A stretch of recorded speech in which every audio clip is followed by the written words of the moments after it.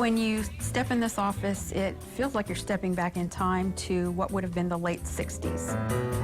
Into the very office with all the 1968 flavor of the business that was built by the man known as Mr. George. He knew how to make you get that vibe just being around him. The vibe of his sport jacket with Publix logos all over it.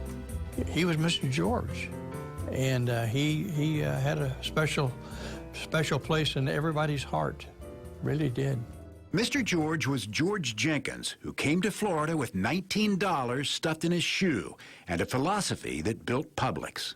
He was so passionate on taking care of the customer. George Jenkins would have been 111 years old this week. He passed away in 1996. So as a tribute to him, we recreated this office to look like it would have looked when he originally came into this room in around 1968.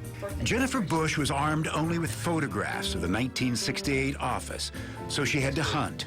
She found family photos, his favorite cigars, his passion for golf, and tucked away in a warehouse. That is the chair that Mr. George used throughout his career. It's not open to the public. It's a kind of learning lab for new Publix executives to visit the place where Mr. George made it happen years ago.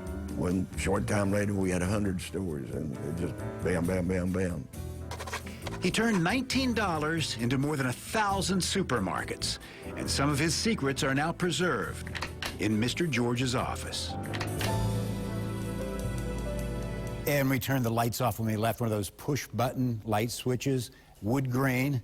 Great seeing all those old ledgers, office machines from 1968. Remember, this was way before computers.